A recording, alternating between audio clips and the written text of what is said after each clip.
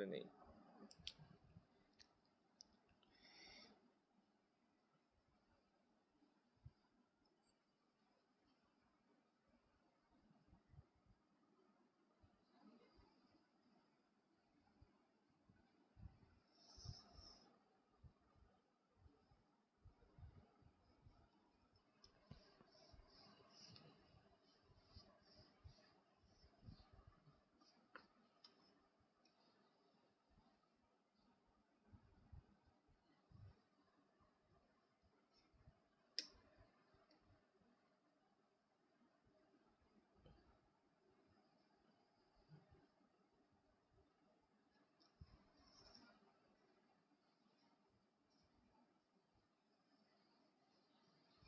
আচ্ছা, তো সবার প্রথমে একটা ফ্রেম বানায় নিছি।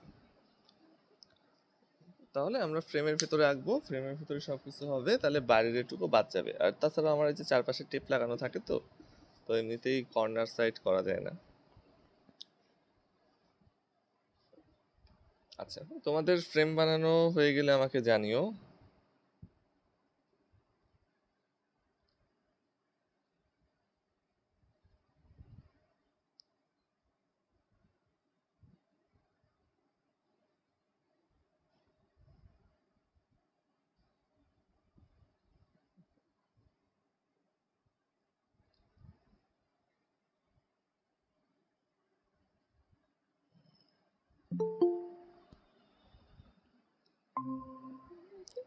হ্যালো তাসফিয়া, শুনতে পাচ্ছো?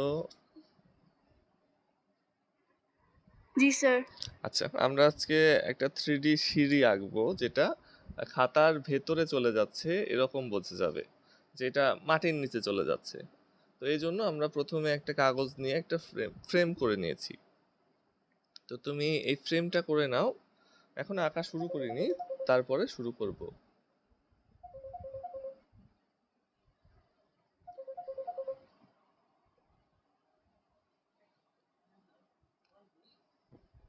ও, আচ্ছা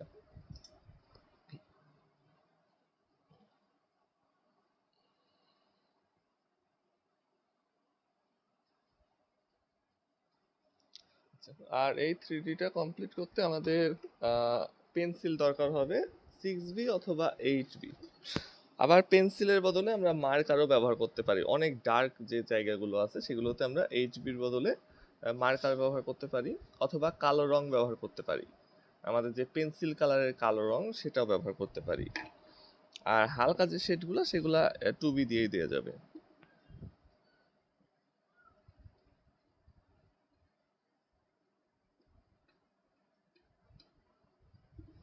স্যার ওই যে কালো মার্কার গুলা। হ্যাঁ, কালো মার্কারগুলা এই যে আমি এটা ব্যবহার করতেছি, করব যদি লাগে, যে আমার সব থেকে ডার্ক শেড দেওয়ার জন্য। আচ্ছা, এছাড়াও এই 8B বা 10B পেন্সিল দিয়েও দেওয়া যাবে। আচ্ছা, তোমাদের কি ফ্রেম করা হয়েছে? Yes sir. আচ্ছা, হয়ে গেছে। ফ্রেম করা হয়ে গেলে, আচ্ছা, আমরা এতদিন করছি যে আমাদের 3Dটা উপরের দিকে উঠে আছে না, মনে হচ্ছে কাগজের উপরে কিছু রাখা হয়েছে, সেটা উঁচু হয়ে আছে দেখা যাচ্ছে। তো ওই ধরনের 3D আঁকা একরকম, যেটা ওই যে ক্রস করে আঁকতে হয়। আর যে 3D গুলা মাটির নিচে চলে যাচ্ছে, সেই 3D গুলার আঁকার নিয়ম আবার অন্যরকম। তো এই যে আমাদের মাটির নিচে চলে যাচ্ছে, এটা কিন্তু সম্পূর্ণ শেডিং দ্বারা বোঝাতে হবে। আর এই জন্য আমাদের মাটির নিচে যে চলে যাচ্ছে সেই অংশটুকু মাটির উপরের অংশের থেকে আলাদা করতে হয়। তো সেটা কিভাবে আলাদা করব?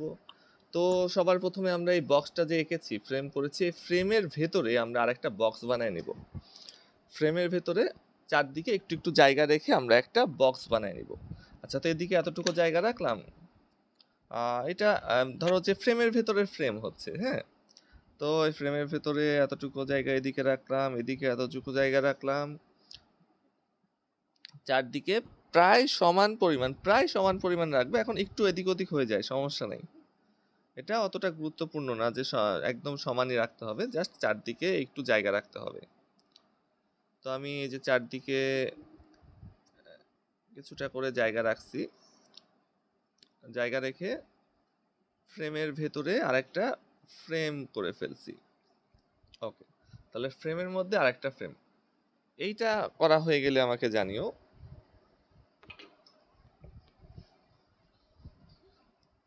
তাহলে এই অংশটুকু আমরা দেখাবো যে মাটির নিচে চলে যাচ্ছে, আর এই অংশটুকু আমাদের মাটির উপরের অংশ।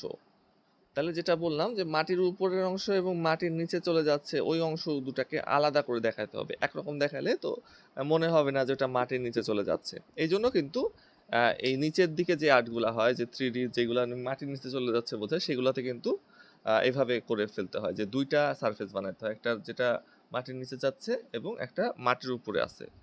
এটা মাটির উপরে আর এইগুলো মাটির নিচে যাবে। আচ্ছা, এটা করা শেষ হয়ে গেলে আমাকে জানাও।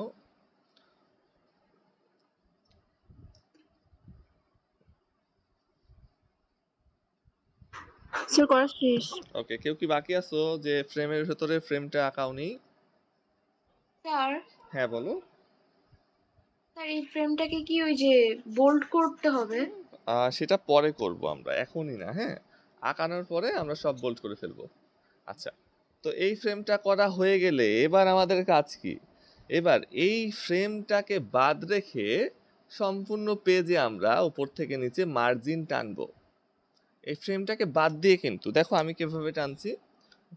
আহ, এখানে একটা মার্জিন টেনে দিলাম, এবং এই মার্জিন টানার মাঝখানে যে গ্যাপগুলা থাকবে না, সেগুলা কিন্তু প্রায় সমান হইতে হবে।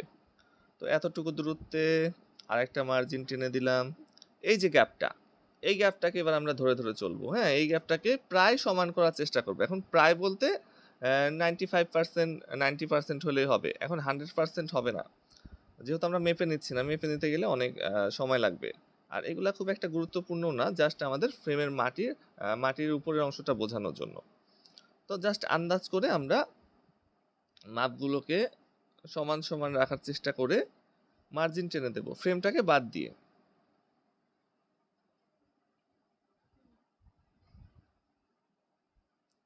আর এটা অবশ্যই পেন্সিল দিয়ে আঁকতেছি প্রথমে, কেননা ভুল হতে পারে, দাগ বাঁকা হতে পারে, ঠিক করার জন্য আমাদের যেন সুযোগ থাকে।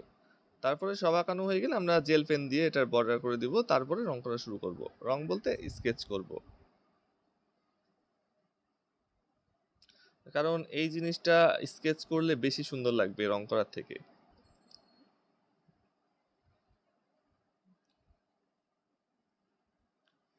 তাহলে আমরা এই দাগগুলা টেনে মাটির উপরের অংশ বানায় দিচ্ছি, যেটা মাটির তল, মাটির ভূমি। আর এইটুকু হবে আস্তে আস্তে ভেতরের দিকে চলে যাচ্ছে, ওইটা বোঝাবো। আচ্ছা, তো আমি সম্পূর্ণ পৃষ্ঠা টেনে ফেলছি বক্সটাকে বাদ দিয়ে, দেখতে পাচ্ছো? তোমাদের এরকম আঁকা শেষ হয়ে গেলে, মার্জিন টানা শেষ হয়ে গেলে আমাকে জানিও।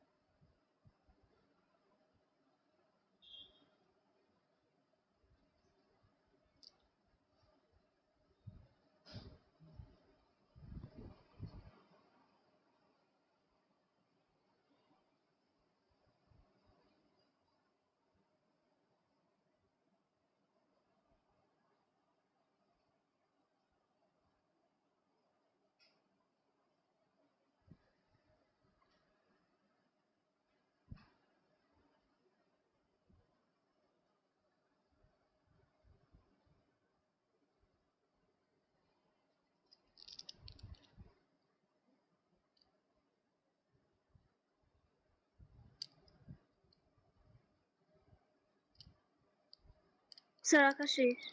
আচ্ছা, ধন্যবাদ। বাকিদের আঁকানো শেষ হলে আমাকে একটু জানাও।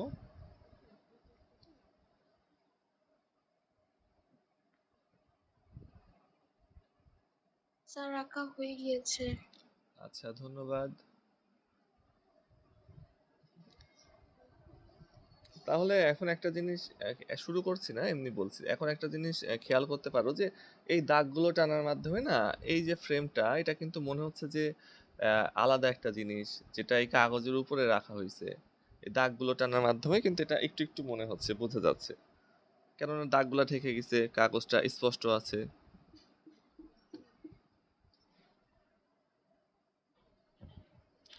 আচ্ছা, সারিনার আঁকানো হইলে, সাবার আঁকানো হইলে জানাও। Okay sir.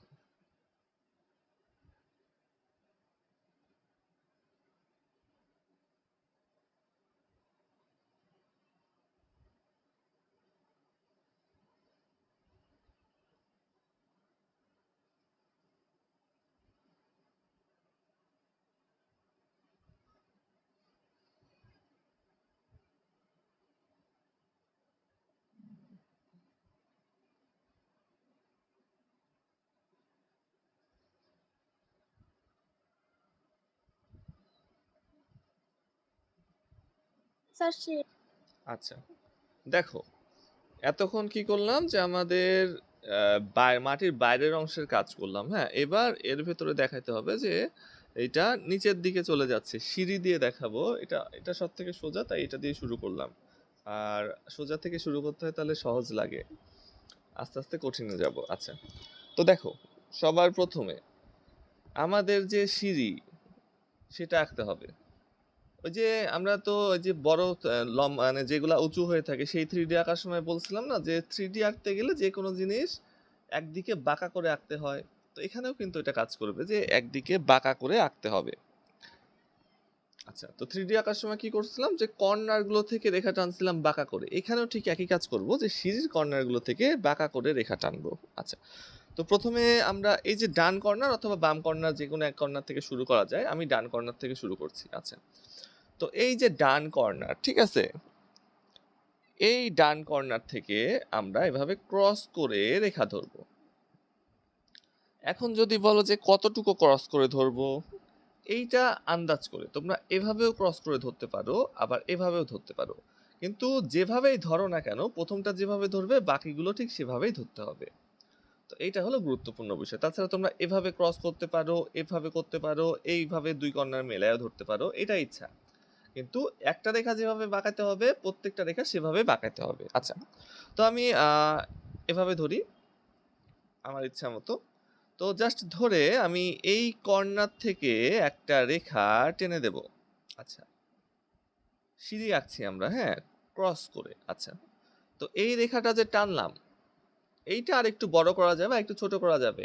বড় করলে সিঁড়িগুলা বড় বড় হবে, ছোট করলে সিঁড়িগুলা কি হবে যে চিকন হবে, এছাড়া আর কিছুই না, দুইটাই হবে। হ্যাঁ, যেমন ইচ্ছা দিতে পারো। তো আমি জাস্ট 1 ইঞ্চি 1 ইঞ্চির একটু বেশি নিয়েছি, আন্দাজ করে মাপিনি তো, 1 ইঞ্চির একটু বেশি পরিমাণ নিয়েছি। নেওয়ার পরে এবার এই জায়গা থেকে সোজা একটা রেখা টেনে আমরা মেলাই দিব। ওকে, মেলায় দেওয়ার পরে এই কর্নার থেকে একেবারে সোজাসুজি স্কেল ধরে আমরা আরেকটা রেখা বাম দিকে টেনে দেব। বাম দিকে স্কেল ধরে টেনে দিলাম, তো এটা ওই 1 ইঞ্চির একটু বেশি নিয়েছি। আচ্ছা, টেনে দিলাম। টেনে দেওয়ার পরে আমরা আবার এখান থেকে এখানে মেলাই দিব। আচ্ছা, এই 2 পার্ট শেষ হলে আমাকে জানাও। এখন কিন্তু সিঁড়ির মতো লাগছে না, তাই না? মনে হচ্ছে কি আঁকতেছি। দেখো আস্তে আস্তে কত সুন্দর 3D হয়ে যাবে। আসলে 3D আর্টগুলো আঁকার সময় বোঝা যায় না, যখন আঁকা শেষ হয়ে যায় তখন বোঝা যায়। আচ্ছা, এই 2 পার্ট কিন্তু এখন সিঁড়ির মতো লাগছে না। তো এই 2টা পার্ট আঁকো। বাম দিক থেকে ক্রস করে একটা রেখা, বাম দিকে সোজা একটা রেখা। এই রেখাগুলো একেবারে সোজা হইতে হবে, যেগুলো আমরা বাম দিকে সোজা টানবো। স্কেল ধরে সোজা করে টানতে হবে। আর এই রেখাটারও কোনো মাপ নাই, এটাও বড় ছোট করা যাবে, কেননা এটা হলো সিঁড়ির কতখানি উষার চওড়া সেটা নির্দেশ করতেছে। আর এইটা নির্দেশ করতেছে যে সিঁড়িটা কতখানি উঁচু। তাহলে কি এইটা হলো সিঁড়িটা কতখানি চওড়া, আর এইটা সিঁড়িটা কতখানি উঁচু উঁচুতে। এখন কি হয় যে কতক বাড়ির সিঁড়ি আছে না একটু উঁচু উঁচু সিঁড়ি, আবার কতক বাড়ির সিঁড়ি আছে একেবারে নিচু নিচু সিঁড়ি, হাঁটতে সুবিধা হয়, আর উঁচু সিঁড়িতে উঠতে গেলে আবার পা ব্যথা হয় না। তো এটা কিন্তু ইচ্ছা মতো দেয়া যাবে। স্যার এঁকেছি। আচ্ছা, কেউ কি বাকি আছো যে এই 2টা কোড আঁকোনি? No sir. আচ্ছা, এবার দেখো এই কোটের এই একটা কর্নার আছে যেখান থেকে আমরা বাম দিকে রেখা টানতে পারি, তাই না? এখান থেকে তো টানা যাবে না, এখানে তো কর্নারই নাই। তাহলে ওই 3Dর মতোই কিন্তু কর্নার থেকে আমাদের বাম দিকে রেখা টানতে হবে। তো এই কর্নার থেকে আমরা যে রেখাটা টানবো সেটা এই রেখার মতো করেই বাঁকাইতে হবে। তো সেজন্য আমরা একটা জিনিস করতে পারি যে যখন আমরা স্কেলটাকে এভাবে ধরবো তখন আমরা দেখতে পারি যে এই যে স্কেল এবং এই রেখা এর মাঝখানের যে মাপটা সেটা সব জায়গায় সমান আছে কিনা। যেমন এখান থেকে এটার মাপ, এখান থেকে এটার মাপ, এখান থেকে এটার মাপ, মানে আইডিয়া করে একদম মেপে নিতে হবে না, জাস্ট একটু দেখবো যে প্রায় সমান সমান আছে কিনা। তো দেখে মনে হচ্ছে যে সমান সমান আছে, আর একটু বাগাইতে হবে। আচ্ছা, মনে হচ্ছে যে সমান সমান আছে। তো যেই সমান সমান আছে আমরা বুঝতে পারবো, তখন কি করব, আবার একটা রেখা টেনে দেব। ওকে, এখন এই রেখাটা আমরা চাইলে এই রেখার থেকে একটু বড় করে টানতে পারি, কেননা এই রেখাটা সম্পূর্ণ দেখা যাচ্ছে না, এই সিঁড়িটা কিন্তু সম্পূর্ণ দেখা যাচ্ছে না। এইটা আমরা একটু বড় করে অথবা এর সমান করে টানতে পারি। আচ্ছা, টেনে দিলাম। তাহলে এই রেখাটার মতো করে এই রেখাটা বাঁকাইতে হবে। তারপরে আবার কি করব, আবার একইভাবে সোজা নিচের দিকে রেখা টেনে মেলাই দিব। এই রেখাগুলা কিন্তু, এই যে নিচের দিকে রেখাগুলা কিন্তু সোজা হইতে হবে, তাছাড়া কিন্তু সিঁড়ির একদিকে বাঁকা একদিকে সোজা হয়ে যাবে। আচ্ছা, মেলাই দিলাম। মেলাই দেওয়ার পরে আবার একই কাজ করব, এই কাজটা আবারও এই পয়েন্ট থেকে ধরবো, ধরে আগের বার যেটা করেছিলাম বাম দিকে একটা সোজা রেখা, এবারও বাম দিকে একটা সোজা রেখা টেনে দিলাম। আচ্ছা, এবারও 1 ইঞ্চির একটু বেশি নিয়েছি, এটা সমান করে নিয়েছি। হ্যাঁ, কেননা যে আমাদের সিঁড়িগুলা সেগুলা কিন্তু প্রত্যেকটার প্রস্থ প্রায় সমান হয়, এজন্য এইটা যেহেতু আমাদের সিঁড়ির প্রস্থ, এই জন্য এটা সমান করে এই নিচেগুলো নিয়েছি। আচ্ছা, এবারও সোজা রেখা টেনে মেলায় দিতে হবে, রেখাটা যেন সোজা হয় আমি দেখে নিচ্ছি বারবার। ওকে, টেনেছি। টানার পরে আবার একই কাজ রিপিট করতে হবে। আবারও আমরা এই কর্নার থেকে বাকি একটা রেখা টানবো এইটার মতো করে, অথবা এইটার মতো করে, দুইটা তো একই, তাই না? আবারও স্কেলটাকে ধরবো দেখবো যে কিভাবে রেখা টানলে এই রেখার মতো করে বাঁকানো হয়। স্কেলটাকে ধরবো, গ্যাপটাকে মেপে নিব, এখান থেকে এটার গ্যাপ, এখান থেকে এটার গ্যাপ, এখান থেকে এটার গ্যাপ মোটামুটি সমান লাগতেছে। এই যে রেখা টেনে দিলাম, এই রেখাটা টানলাম কোন পর্যন্ত, এই রেখা সমান করে, কেননা এইটা হলো সিঁড়ির উচ্চতা। তাহলে বাঁকাগুলা উচ্চতা, সোজাগুলা প্রস্থ, তাহলে উচ্চতা উচ্চতা সব সমান হবে। আবারও একইভাবে মেলায় দিব। আচ্ছা, তোমরা না বুঝলে কিন্তু প্রশ্ন করো, হ্যাঁ? এরপরে কি করব? আবারও একই কাজ, আবারও বাম দিকে রেখা টানবো, আবারও বাম দিকে রেখা টানছি, স্কেল ধরে বাম দিকে রেখা টানছি। তার মানে রিপিট হচ্ছে কাজগুলা খালি। একটা দুইটা ভাগ শিখে গেলে কিন্তু আমরা এটা লম্বা করতে পারবো। আচ্ছা, আবারও বাম দিকে রেখা টানলাম, এটা সমান করে টানার পরে এই যে মেলায় দিব, সোজা দাগ টেনে, সোজা দাগ টেনে মেলায় দিলাম। তারপরে একটু জায়গা আছে, আবার ক্রস করে ধরে রেখা টেনে দেবো। আচ্ছা, এই আমাদের বক্সের ভেতরকার কাজ কিন্তু শেষ। আচ্ছা, এ পর্যন্ত তোমরা কমপ্লিট করো, তারপরে আমরা পরবর্তী ধাপে যাব।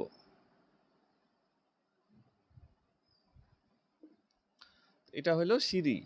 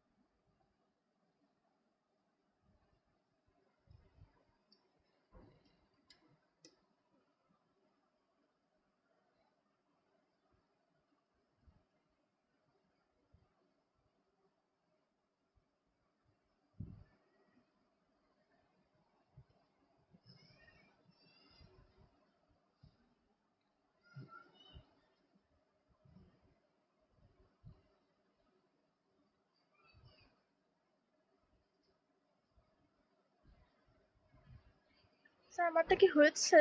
হ্যাঁ, দেখি। আচ্ছা, 1 মিনিট দাঁড়াও, একটু জুম করে দেখি।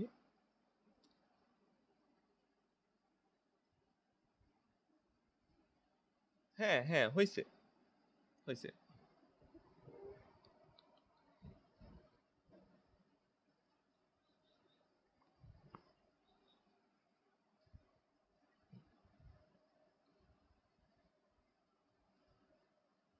আচ্ছা, বাকিদের আঁকানো শেষ হলে আমাকে একটু দেখায়ও।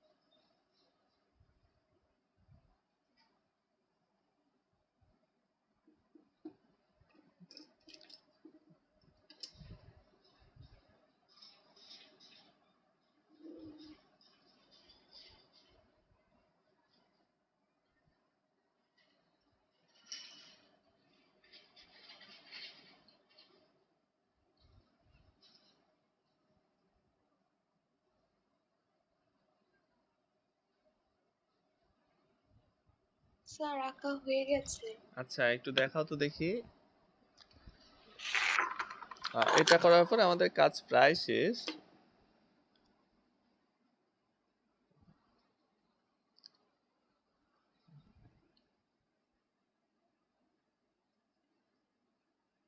আচ্ছা, হ্যাঁ হয়েছে।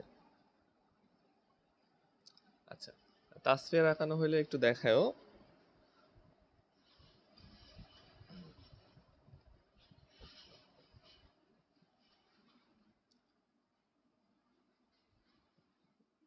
হ্যাঁ হয়েছে। আচ্ছা, সুন্দর হয়েছে, সবার আঁকানো অনেক সুন্দর হয়েছে। আচ্ছা, এবার একটা জিনিস বুঝতে হবে, হ্যাঁ? এই যে রেখা টানছি, এইগুলা কিন্তু এই যে সিঁড়িটা নিচের দিকে চলে যাচ্ছে, হ্যাঁ, মাটির নিচে যেরকম বিদেশে দেখা যায় যে মেঝের নিচে সিঁড়ি, ওই রকম কোয়ালিটি কিন্তু এটা। যে মেঝের নিচে মেঝের নিচে একটা গেট করা থাকে, ওই দিক দিয়ে নিচের রুমে যায়। তো তো ওইরকম সিঁড়ি। তো সেক্ষেত্রে এটা হলো মেঝের উপরের অংশের দাগ। ধরো কাঠপাড়া আছে, কাঠপাড়া। তো বিদেশের ঘরগুলো তো মেঝেতে তো বেশিরভাগ কাঠ থাকে। আচ্ছা, আর এই যে এইটা কি, এইটা হলো নিচের দিকে দেয়াল। এই সিঁড়িটা যে নিচের দিকে যাচ্ছে, তাহলে দেয়ালটাও নিচে আছে। দেয়াল ছাড়া সিঁড়ি তো নাই। তাহলে এইটা হলো ধরো মেঝে, উপরের দিকে কাঠ এবং নিচের দিকে দেয়াল। তো নিচের দিকে দেয়ালটা কিভাবে বোঝাবো? ওই একইভাবে আমাদের বাঁকা করে রেখা টানতে হবে। তো বাঁকা করে রেখা কোথা থেকে টানবো? এই যে এই রেখাটা আসছে, তাই না, মেঝের উপরের দেয়াল। তো এইটাই যখন নিচের দিকে চলে যাবে তখন এইটাই কিন্তু বাঁকা হয়ে যাবে। তাহলে কি করব? আমরা প্রথমে এখান থেকে শুরু করি। এইটা তো আর নাই। এখন এই যে বক্সের ভেতরে প্রথমটা হলো এইটা। তাহলে এখান থেকে শুরু করব, এটা ধরবো, ধরে সিঁড়ি যেভাবে বাঁকাইছি, একটু খেয়াল করো, হ্যাঁ, সিঁড়ি যেভাবে বাঁকাইছি ঠিক সেইভাবে ধরে বাঁকিয়ে রেখা টেনে দেব। এই যে রেখা টেনে দিলাম। আবার দ্বিতীয়টা থেকে শুরু করি। ধরলাম, ধরে সিঁড়ি যেভাবে বাঁকাইছি সেভাবেই বাঁকিয়ে নিচের দিকে রেখা টেনে দেব। টেনে দিলাম। আবার তৃতীয়টা, সিঁড়ি যেভাবে বাঁকাইছি সেভাবে, অর্থাৎ এইগুলার মতো করে রেখা বাঁকিয়ে নিচের দিকে রেখা টেনে দেব। এই যে টেনে দিলাম। এবার এইটা থেকে শুরু করি। শুধু ডিস্টেন্স গুলা সমান রাখার চেষ্টা করব, হ্যাঁ, যে এইখান থেকে এটা, এখান থেকে এটা, এখান থেকে এটা, এই ডিস্টেন্স গুলা একটু সমান রাখার চেষ্টা করব, তাইলে আমাদের 3D আর্ট গুলো অনেক সুন্দর হবে।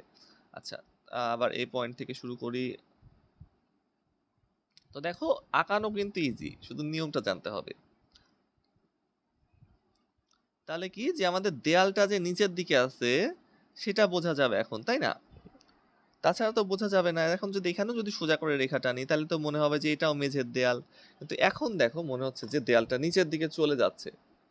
এখান থেকে এসে এই কাঠটাই নিচের দিকে চলে যাচ্ছে। ওকে, তো আমাদের আঁকানো কিন্তু শেষ। এবার আমাদের কি, যে শেডিং এর পালা। এখন 3D তে ধরো 40% আঁকানো, 60% কাজ করে শেডিং। তো এখন কিছুই মনে হচ্ছে না, মনে হচ্ছে না যেটা 3D, কিন্তু শেডিং করার পরে এবং ক্যামেরাটা বাম দিকে একটু ঘুরায় ধরার পরে মনে হবে যে একেবারে আসল। আচ্ছা, এই নিচের দিকের বোর্ডটা দেওয়া শেষ হয়ে গেলে আমাকে জানিও।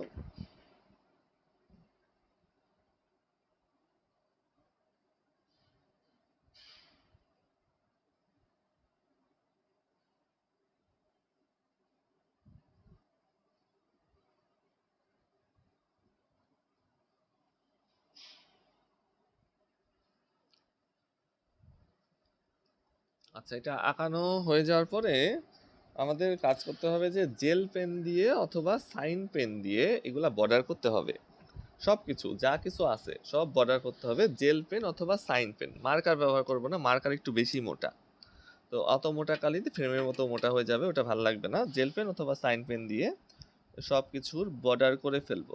তো আঁকানো শেষ করে, বর্ডার শেষ করে তারপরে আমাকে জানিও, তাহলে কাজ এগিয়ে যাবে। আমিও বর্ডার করা শুরু করি।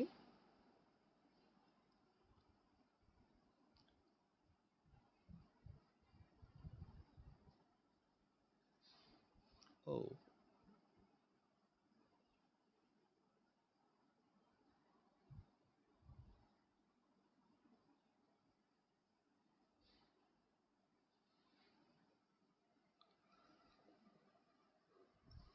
আচ্ছা,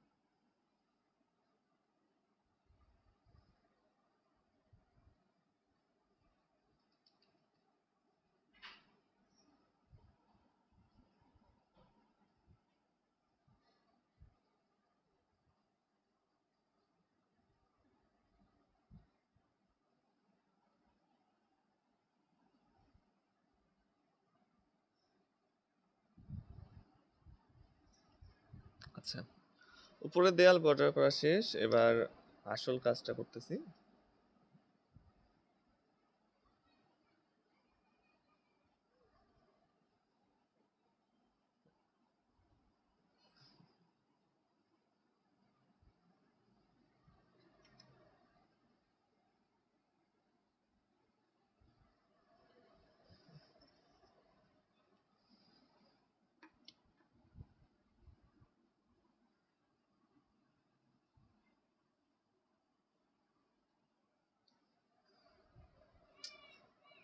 বর্ডার করতে হবে এই জন্য যে পেন্সিল দিয়ে দাগ দেওয়া থাকলে যখন শেডিং করব তখন পেন্সিলের দাগ মুছে যায়, এটা ব্লেন্ড হয়ে যায় শেডিং এর সাথে। আর কলমে দাগ তো ব্লেন্ড হবে না। হাই হাই আমার যে লেদলে গেল।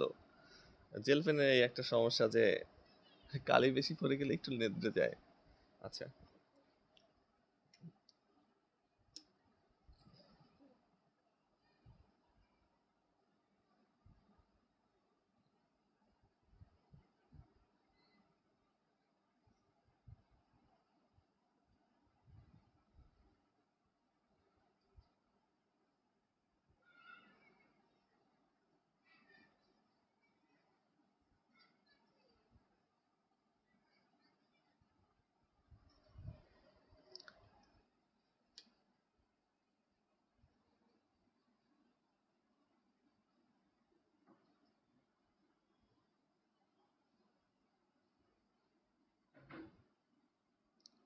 এই পেন দিয়ে বর্ডার করার সময় সাবধানে, কেননা একটা দাগ উল্টাপাল্টা হয়ে গেলে কিন্তু আবার সমস্যা।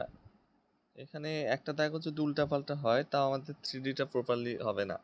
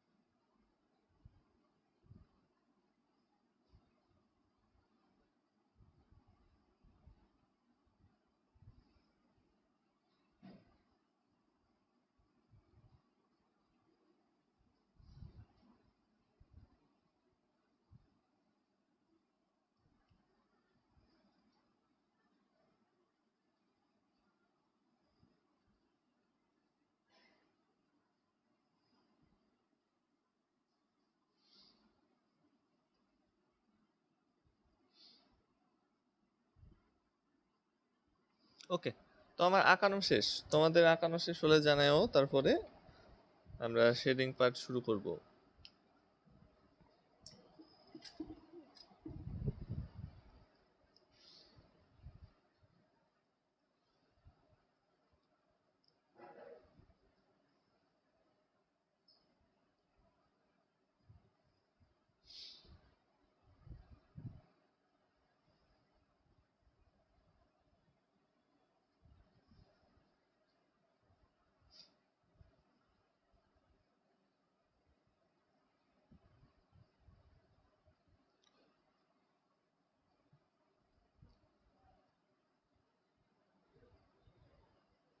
স্যার, হ্যাঁ বলো। উপরের দাগগুলো আপনি গ্রিন কালার পিঙ্ক কালার দিয়ে করেছেন, আমরা ওইরকম করবো? আহ, কোনটুকু? আমি, স্যার এটা। হ্যাঁ দেখি। এগুলা সবই তো আমি জেল পেন দিয়ে করছি। স্যার উপরগুলো দেখে হচ্ছে পিঙ্ক আর গ্রিন। ও আচ্ছা, পিঙ্ক, পিঙ্ক দেখা যাচ্ছে এইটা না? না না ইয়েস না, স্যার। আমি একই জেল পেন দিয়ে করছি। দেখো যে এদিকে নিয়ে গেলে কালো মনে হবে একটু, কেমন যেন জেল পেনের কালিটা একটু আলো রিফ্লেকশন ওইরকম দেখা যায়। এখন এখন একটু একটু কালো মনে হচ্ছে। এখন এই দাগটা মনে হচ্ছে একটু বেগুনি, এই দাগটা মনে হচ্ছে একটু বেগুনি, এখানে এখানে সবুজ সবুজ চলে আসছে, কিন্তু সব এই দিয়ে করছি, আমরা কালো রং দিয়ে করছি। আলোর জন্য আর রিফ্লেকশনের জন্য এরকম হয় মাঝে মাঝে।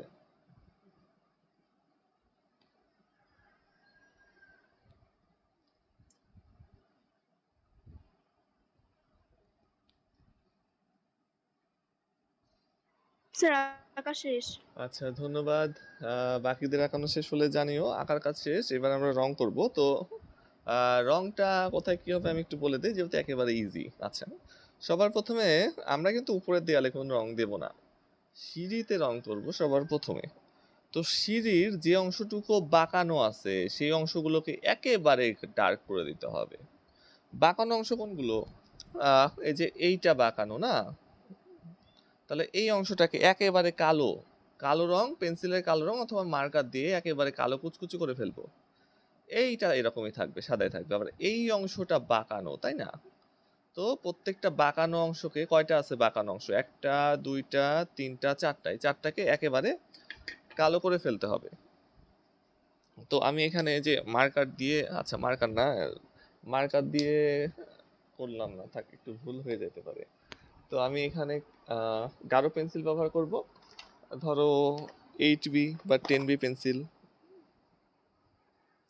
মানে মোটা মার্কার দিয়ে করার অসুবিধা কি, যে একটু কর্নার গুলো ম্যাচ করাতে সমস্যা হয়, যেহেতু এটা বেশি বড়। স্যার সাইন পেন দিয়ে করতে পারি? হ্যাঁ, সাইন পেন দিয়ে করতে পারো। আচ্ছা, তো এটা কয় বি? 6B। আচ্ছা, মানে কর্নার গুলো যেন সুন্দর করে মেলে, কর্নার গুলোতে ভালো করে কাজ করতে হবে, তো যেটাতে তোমাদের সুবিধা হবে। আচ্ছা, একটু সময় দাও, আমি আমার 10B পেন্সিলটা একটু নিয়ে আসি, এখানে নাই।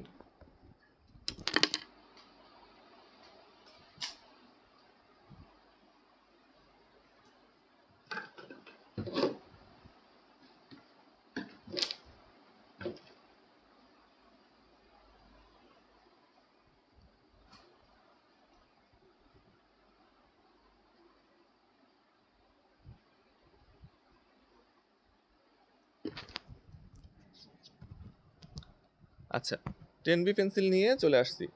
তো এবার আমি একবারে চারটা যে আমার শেড পাইছি, চারটা যে আমি খোপ পাইছি গাঢ় করা, তো এই চারটায় একেবারে গাঢ় করে দিব। অনেক গাঢ় করতে হবে, গাঢ় করে ভর দিয়ে করতে হবে, এই জন্য 10B পেন্সিল নিয়েছি।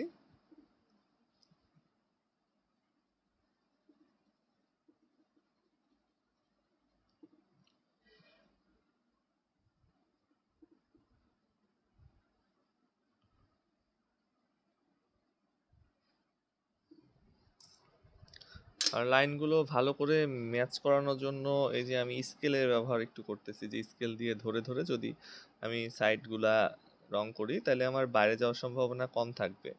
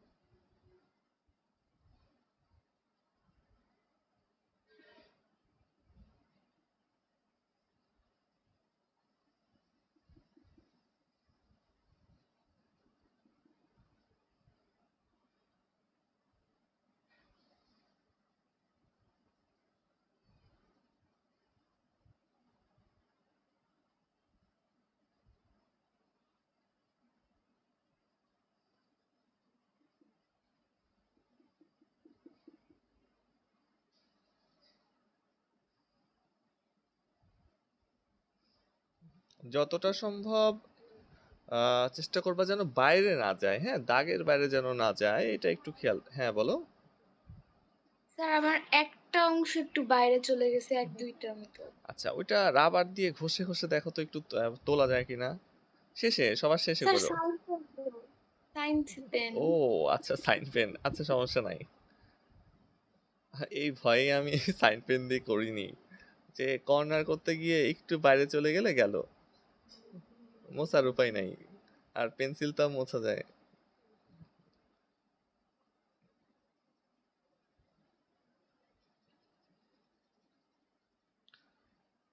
আচ্ছা, তো আমার দুইটা কোট কমপ্লিট। দুই পেন্সিল দিয়ে রং করছে যেহেতু ব্লেন্ড করা যাবে, ব্লেন্ড করলে আর একটু সুন্দর লাগবে।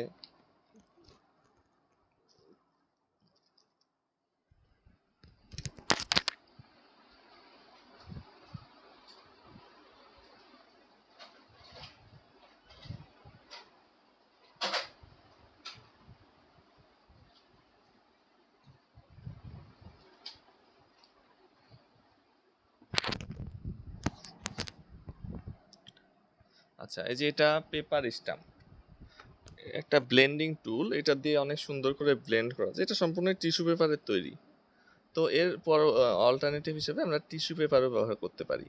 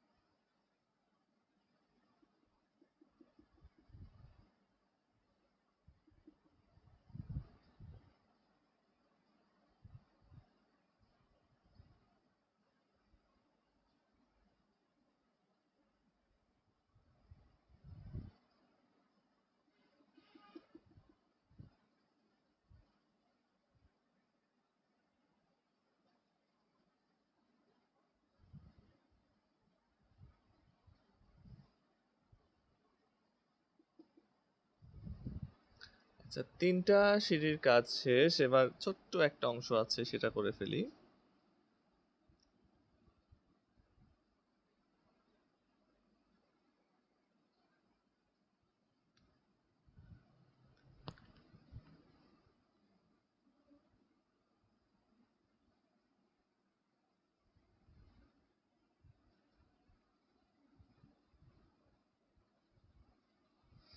ওকে, আমার চারটা কাজই শেষ। তোমাদের শেষ হয়ে গেলে আমাকে জানিও। তারপরে তেমন কোনো কাজ বাকি নাই, শুধু আর যে দুটা পার্ট আছে সেই দুটাতে দুই রকমের শেড দিতে হবে।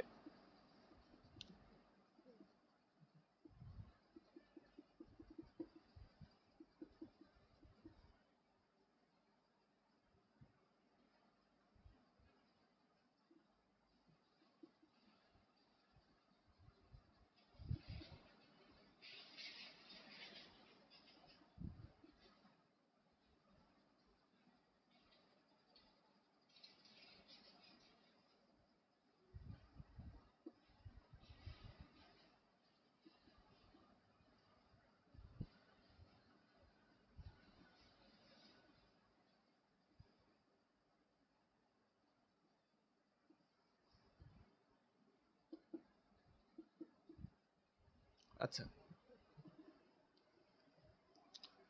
স্যার, হ্যাঁ বলো। স্যার 8B পেন্সিল দিয়ে করলে হবে? হ্যাঁ, অবশ্যই হবে। না মানে স্যার আমি আসলে আনতে গেছিলাম তো, ওই যে ও মানে এই যে যেগুলো ডার্ক রং করছেন 8B। হ্যাঁ, এই যে ডার্ক রংগুলা যেগুলা করছো সেটা 8B তে করলেও হবে। 8B 10B প্রায় কাছাকাছি, বোঝা যায় না সেভাবে।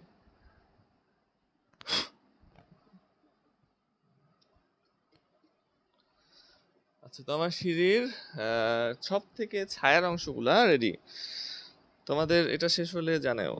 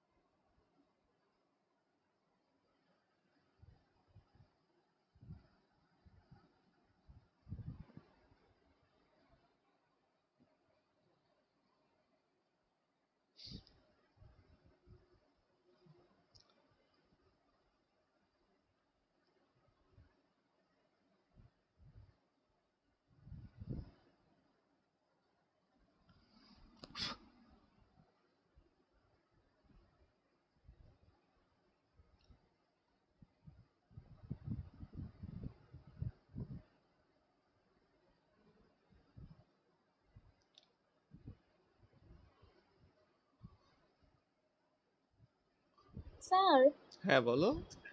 আমি এটা সাইন পেন দিয়ে রং করছি, একটা রং করা শেষ, কিন্তু আমার মনে হচ্ছে সাইন পেনের কালি শেষ। এখন বাকি 3টা কি আমি মানে সাইন পেন দিয়ে করতে পারবো না? আর গাঢ় পেন্সিল আছে কি তোমার কাছে? ইয়েস স্যার, আছে। মানে হ্যাঁ গাঢ় ওটা, পেন্সিল দিয়ে করলে সমস্যা হবে? না না না, কোনো সমস্যা নাই। তুমি ওই ওকে সাইন স্যার। পেন দিয়ে যেটা করছো না, ওর উপরেও একটু পেন্সিল দিয়ে দিতে পারো যদি ফাঁকা ফাঁকা থাকে তাইলে, আর না হলে নিচের গুলা করো, ওকে স্যার। সমস্যা নেই। স্যার আমি যেই দিনই 3Dর কাজ করতে যাব আমার একটা না একটা গোলমাল হবেই। কিরকম? স্যার যেমন এই যে এখন হচ্ছে ওই যে সাইন পেনের একটা দাগ বাইরে চলে গেল। আচ্ছা দেখি কতটুকু।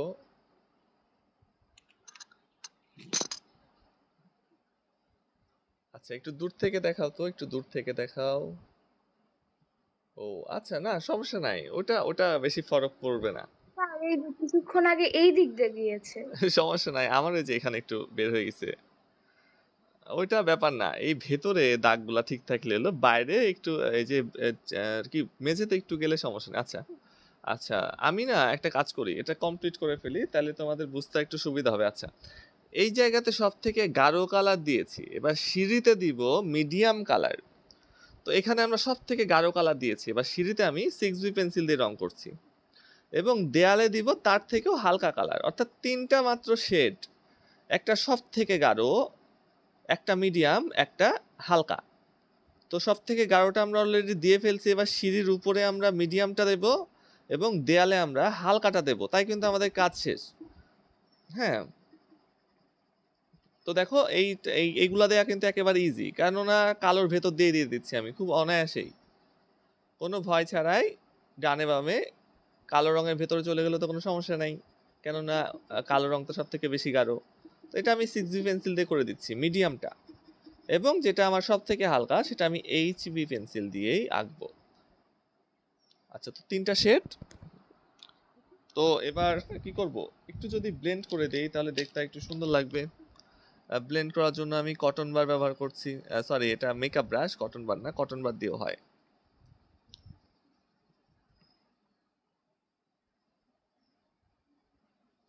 আর টিস্যু পেপার দিয়ে সব থেকে ভালো ব্লেন্ড হয়। তো তোমরা টিস্যু পেপার থাকলে যে যে 10 টাকা প্যাকেটের টিস্যু পেপার যেগুলো সফট বেশি হয়, একটু পাউডার লাগানো থাকে, ওইগুলাতে সব থেকে ভালো ব্লেন্ড হয়। এছাড়াও নর্মাল টিস্যু পেপারেও হয়। আচ্ছা, তো আমাদের সেকেন্ড শেডটা আমরা পেয়ে গেছি। আচ্ছা,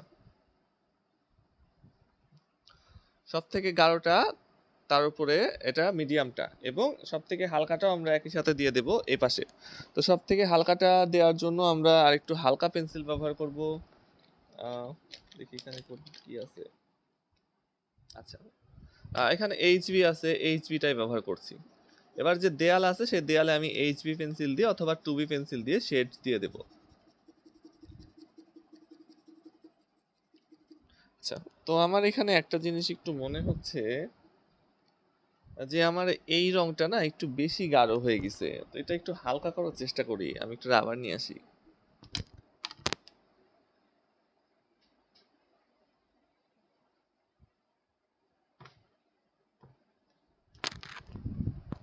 আচ্ছা, তো আমি এই রংগুলাকে একটু একটু হালকা করে দিব।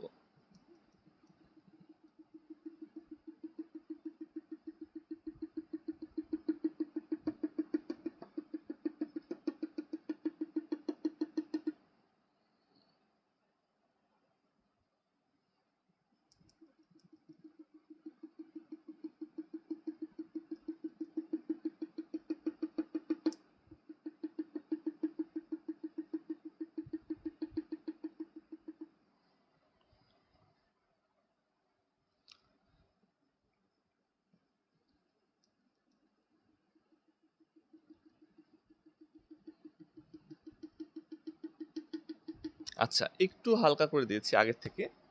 আর তারপরে আমি HB পেন্সিল দিয়ে করছিলাম ওইটা, বাকিটা তো HB পেন্সিল দিয়ে করতে পারো, অথবা 2B পেন্সিল দিয়ে, অথবা 4B পেন্সিল দিয়ে, যে কোনো একটা পেন্সিল দিয়ে করলে হবে। আমার কাছে এই বক্সে আপাতত HB পেন্সিলটা আছে, 10B আছে, তো এই জন্য আমি HB দিয়ে করছি।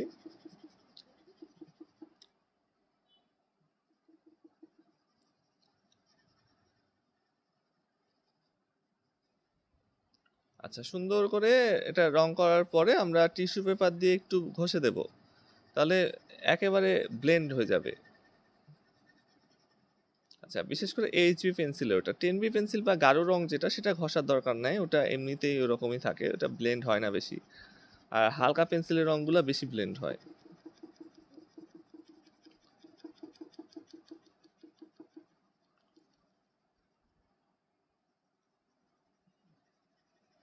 আচ্ছা, তো আমি এইচবি পেন্সিল দিয়ে দেয়ালটা রং করার পরে বর্তমানে আমার কাছে হাতের কাছে যেটা আছে, আমার হাতই আছে, তো ওইটা দিয়ে আমি একটু ব্লেন্ড করে দিচ্ছি।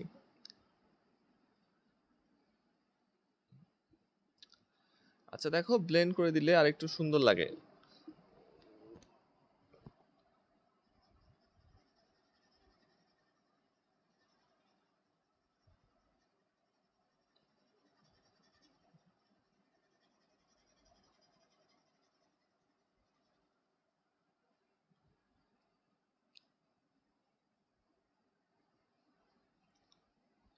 আচ্ছা, এ পর্যন্ত কিন্তু না বোঝার কিছু নাই, এ পর্যন্ত অনেক ইজি।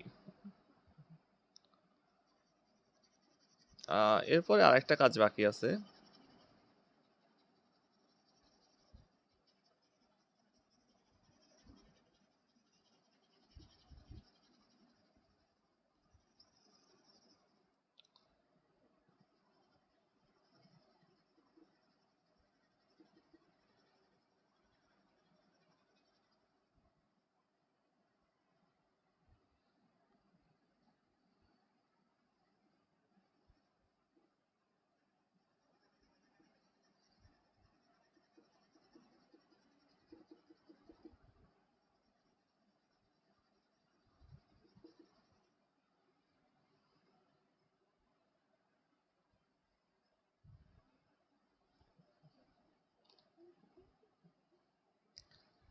আচ্ছা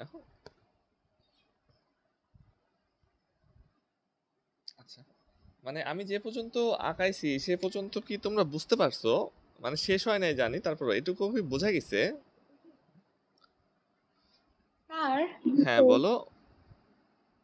তার ওই যে সিঁড়ির মানে যেই আহ, হচ্ছে সোজা অংশগুলা মানে ডার্ক বাদে যেই হ্যাঁ অংশগুলা, এইটা।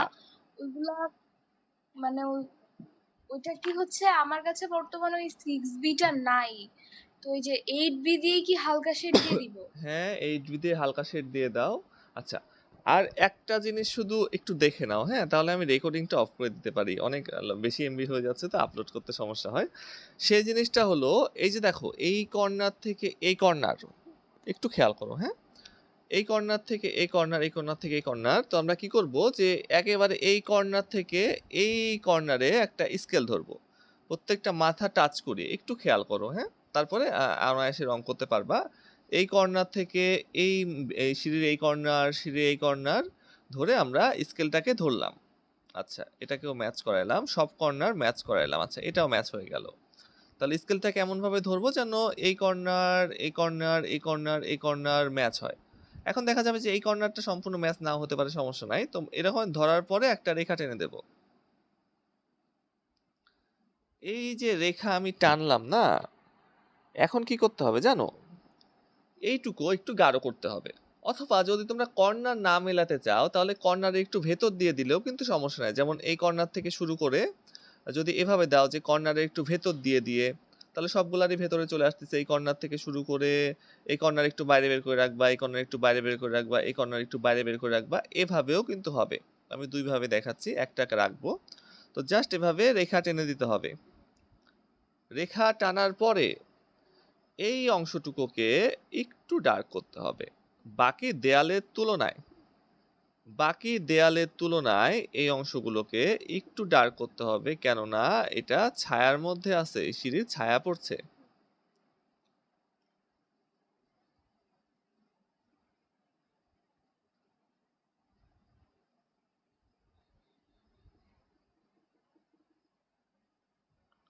ওকে, তাহলে আমাদের আঁকানো কমপ্লিট হবে। আচ্ছা, এবার তোমরা কাজ করতে পারো, আমিও একটু আরেকটু কাজ করি এর উপরে, তাহলে একটু ভালো লাগবে।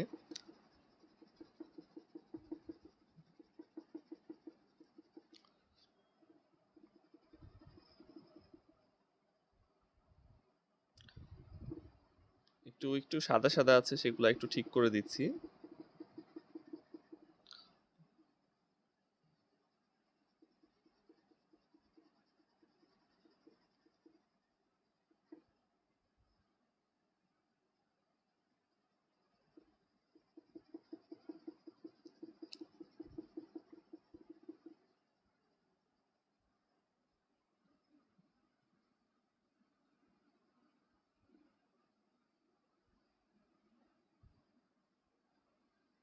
স্যার, হ্যাঁ বলো। স্যার আমার দাগ টানা হয়েছে কিনা একটু দেখবেন। হ্যাঁ অবশ্যই দেখবো। হ্যাঁ হ্যাঁ, হয়েছে হয়েছে হয়েছে। আচ্ছা, তো ওইগুলা একটু গাঢ় করে দিতে হবে। একটু গাঢ় বলতে কি, এই সিঁড়ির এর থেকে একটু হালকা। এই যে সিঁড়ির যে এই তলটা আছে, এই তলগুলো থেকে একটু হালকা এবং দেয়ালের থেকে একটু গাঢ়। তাহলে মনে হয় যে সিঁড়ির এই উচ্চতার ছায়া পড়ছে।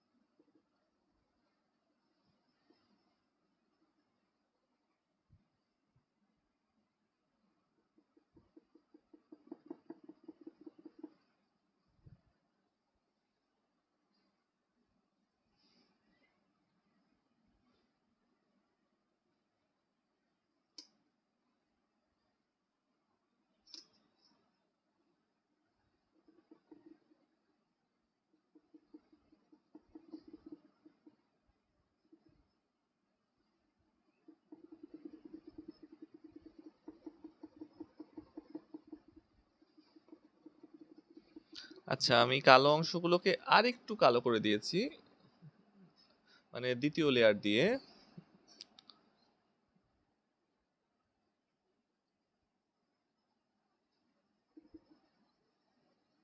এবার মিডিয়াম অংশগুলোর উপরেও আরেকটা লেয়ার আলতোভাবে দিয়ে দিচ্ছি।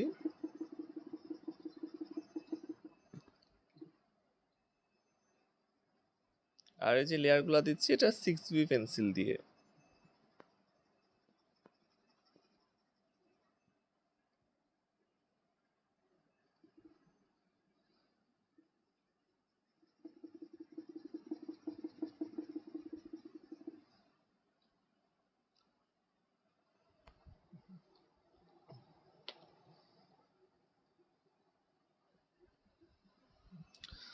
আচ্ছা, এবার দেয়ালের রংটাও মিল রেখে আর একটুখানি ডার্ক করে দিচ্ছি।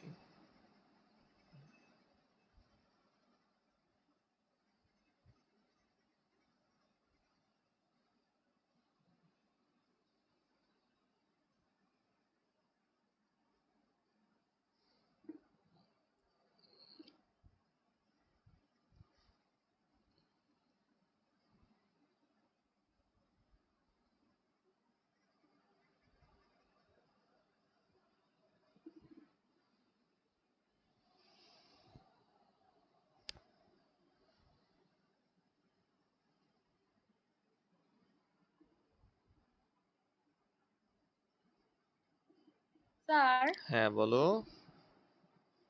স্যার এই যে দেওয়ালগুলোতে কি এই 2B পেন্সিল দিয়ে দিব? হ্যাঁ 2B পেন্সিল দিয়ে দিতে পারো। অর্থাৎ যে 3টা শেড আর সিঁড়িগুলাতে সবথেকে গাঢ় এবং মিডিয়াম শেডটা পড়ে যাবে, আর দেয়ালে তার থেকে হালকাটা। আর এই যে ছায়াটা, ঠিক আছে। এই যে ছায়াটা হলো এর থেকে হালকা, দেয়ালের থেকে গাঢ়।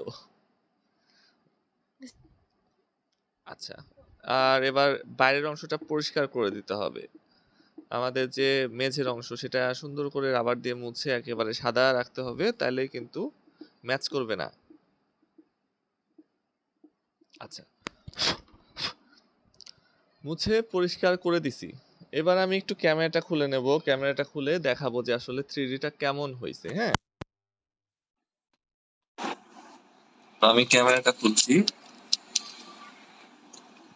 আচ্ছা, এই 3Dটা বোঝার জন্য কিন্তু আমাদের সোজা করে দেখলে হবে না, এটা সোজা উপর থেকে। যখন আমরা এটাকে বাম দিকে, এই রেখা বরাবর বাম দিকে ক্রস করে নিয়ে যাব, তখন মনে হবে যে এটা খাতার ভেতরে চলে যাচ্ছে, তাই না? এখন মনে হচ্ছে না যে সিঁড়ি খাতার ভেতর দিয়ে খাতার ভেতরে রাস্তা আছে, সিঁড়ি নিচের দিকে নেমে যাচ্ছে।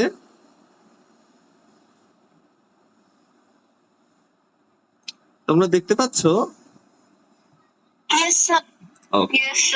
তাহলে যখন আমরা সোজা করে ধরবো তখন কিন্তু মনে হবে না, যখন এই রেখা যেভাবে বাঁকাইছি সেভাবে বাঁকা করে ধরবো এবং একটু নিচু করে ধরবো, তখনই মনে হবে যে আমাদের খাতার ভেতরে গোপন কক্ষে সিঁড়ি দিয়ে নামার রাস্তা।